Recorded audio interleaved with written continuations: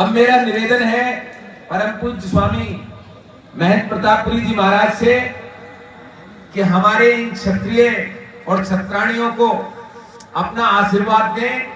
ये लोग सतयुग में स्वर्गपुरी कहलाती थी और राजा की पदवी इंद्र थी। द्वापर में इस धरती को प्राग ज्योतिषपुर कहते थे, नहीं मिथिला। त्रेता में इस धरती को मिथिलांचल कहते थे और माता सीता इन्हीं में से थी। और महाराज जनक की राजा की पदवी जनक हुआ करती थी। महाराज नर नारायण नरक देव का भी राजा जनक ने ही पालन पोषण किया है, इसलिए माता सीता और महाराज नरक देव को बहन भाई माना जाता है। और द्वापर में इस धरती को प्राग ज्योतिषपुर कहते थे और राजा था नरक देव भगदत्त, और कलयुग में इस धरती को कामतापुर कहते थे। इसलिए माता कामाख्या की कुल देवी है, कामरूप कहते थे। कामतापुर कानपुर का ही अपभ्रंश कानपुर है। और यहाँ के राजा थे नर नारायण, और वहां से लेकर राजा जो राजमाता गायत्री देवी है वो यहीं के महाराज जगदीपेंद्र नारायण बहादुर की बहन थी, जो हमारे जयपुर की राजमाता रही है। और कोटा की वर्तमान राजमाता उत्तरा देवी भी महाराज जगदीपेंद्र नारायण के छोटे भाई इंद्र जितेंद्र नारायण की ही बेटी थी। और उसी वंश परंपरा के महाराज कामतेश्वर के परिवार से वर्तमान महाराजा श्री श्री अनंत देव नारायण भूप बहादुर हैं, जो राज्यसभा के सांसद भी हैं। हम सबका सौभाग्य है कि आज अपने आशीर्वचन से हम सबको धन्य करें। जय श्री चंडी, जय माता। जय शिव चंडी, जय शिव चंडी, जय मां भवानी, जय मां भवानी। इस देवभूमि पर, देवताओं की उस स्वर्ग भूमि पर मुझे महाराज श्री जी ने बुलाया। मैं हृदय से महाराज श्री जी को और आप सबको, महाराज श्री जी के पूरे राज परिवार को खूब खूब मंगल कामना शुभ आशीष करता हूँ। और अभी जो आपने काफी देर पहले से, शायद 12 बजे से यहाँ उपस्थित होना प्रारंभ हो गया था और रात के 12 बज गए हैं। 12 घंटे लगातार भाई और बहनों आप सबने यहाँ महाराजा श्री जी के सामने उपस्थिति दी और हमारी प्रतीक्षा की। ये आपने तप किया है, ये आपने साधना की है। मैं गुरु महाराज से प्रार्थना करता हूँ, माँ भगवती से, शिव भगवान से प्रार्थना करता हूँ कि आपकी मनोकामना पूरी करें। और ये द्वापर सतयुग त्रेता युग जो आपके पुरखों ने उस समय जो किया था, जिस परंपरा का पालन आज भी ये भाई और बहन उसी परंपरा का पालन कर रहे हैं। तो आज भी आपने हमारे को स्वर्ग के दर्शन कराए, सतयुग के दर्शन कराए। आप सबको हृदय से बहुत बहुत प्रणाम करता हूं। आज के इस युग में कितने सैकड़ों हजारों वर्ष बीत गए, फिर भी आपने अपनी परंपरा को जीवित रखा।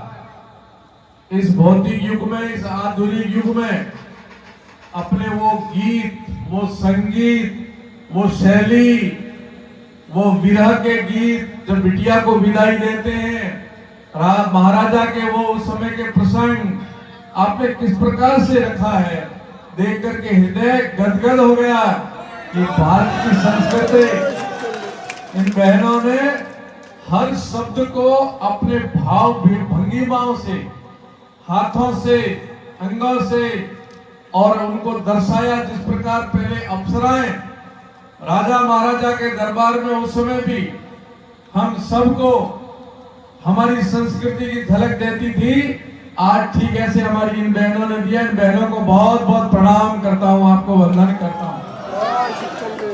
आप सब शक्ति स्वरूपा हो। इस राज परिवार को भी आशीर्वाद दें आप भगवती के रूप में। और संत भी इस राज परिवार को आशीर्वाद दें कि ये राज परिवार पुनः अपनी उस प्राप्त करे जो इनके पुरखों की थी। आपके पूरे राज परिवार को, महारानी साहिबा दोनों को, आपके पुत्रों को, पूरे परिवार को और आपकी प्रजा को हमारी तरफ से बहुत बहुत आशीर्वाद, बहुत बहुत शुभकामनाएं। जय शिव चंडी। जय शिव शक्ति। देखिए, आज मैं कामाख्या माता के दर्शन करके आया हूँ। वो मेरी भी कुल देवी है, इसलिए माँ की कृपा मैं प्रार्थना करता हूँ। पुनः जाऊंगा 26 तारीख तक माँ के चरणों में जाकर के इस क्षेत्र के लिए, इस समाज के लिए, महाराजा साहब के लिए प्रार्थना करूंगा कि मनोकामना माँ भगवती जरूर कामाख्या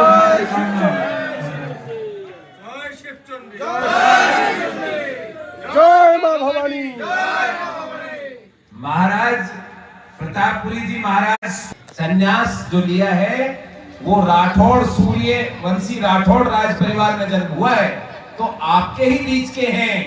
हमारे अपने संत, हमारे अपने ऋषि मुनि विश्वामित्र की तरह हमको फिर से आशीर्वाद दे रहे हैं। बोलिए विश्वामित्र की। बहुत बहुत धन्यवाद। महाराज साहब, आप तो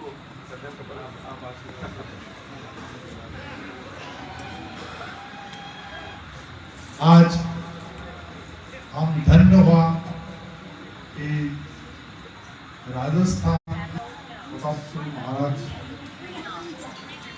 हमारे यहाँ पर पधारे। मैं विनती किया था जब जरूर है हमारे राज में आएगी। हमारे सत्य युग में हमारे देश का नाम था स्वर्ग, त्रेता युग में था मिथिला, दापुर युग में था प्राग ज्योतिषपुर, और कली युग में हमारे देश का नाम कामता,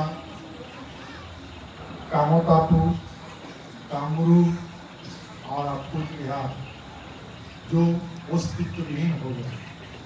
हम कामना करते हैं माँ कामाख्या के चरणों में, शिव चंडी की चरणों में हमें पूर्ण हमारे अधिकार मिल जाए। तो इसलिए मैं महाराज से विनती करता हूँ कि उन्होंने जो आशीर्वाद किया है हमारे इस मनोकामना पूर्ण करने के लिए, इसलिए तहे दिल से मैं महाराज का चरणों में 7 कोटि नमन करता हूँ। जय शिव। मैंने जब इनका राजस्थान में गया था, पहले तो मैंने देखा था टीवी में और सिनेमा में, उस समय रेगिस्तान कैसा हालत था। अभी तो हरियाली हो गई, अभी रेत का कोई पता ही नहीं चल रहा है कहाँ पे। इसीलिए ऐसा महान पुरुष जब धरती में आता है तो धरती खुशहाली हो जाता है। जय शिव चंडी। तो आज ज्यादा कुछ ना बोलते हुए मैं महाराज से विनती करता हूँ कि जरूर हमारे जरूर एक मेरी बात रह गई। आपका कल्प वृक्ष का मैंने संकल्प किया था, वो कल्प वृक्ष जो आपका कुल का वृक्ष है वो मैं पहुंचाऊंगा आपके। आपका 5 दिन आ गया, अब कल्प वृक्ष है वो मैं पहुंचाऊंगा। जो आपका कल्प वृक्ष आप बैठ के कामना करें और वो वृक्ष पूरी करते हैं, वो मैं महाराजा जी को पहुंचा दूंगा। आप सबके लिए, महाराज जी के लिए कल्प वृक्ष पहुंचाऊंगा। जय शिव चंडी। अच्छा, और एक बात मैं भी कह रहा हूँ कि हमारे पूर्वजों का जो पंचजन संघ था, जो महाभारत में प्रयोग हुआ था, वो हमारे पास वापस आ गया। अभी पंचजन संघ हमारे पास में है। अब कुछ होगा, ऐसा होगा जो दुष्ट का दमन हो जाएगा और शिष्ट का पालन हो जाएगा। जय शिव चंडी, जय शिव चंडी। नरका साहब वो भी आपको क्षत्रिय ऋषि ने दिया है 5 दिन में। हाँ, और सत्य ऋषि ने हमें दान किया था। हमारे साथ नरका जी था। तो मैं विनती करता हूँ नरका साहब, आप कुछ बोलिए, इतना टाइम से आपका इंतजार कर रहे हैं, कुछ बोलेंगे? हाँ,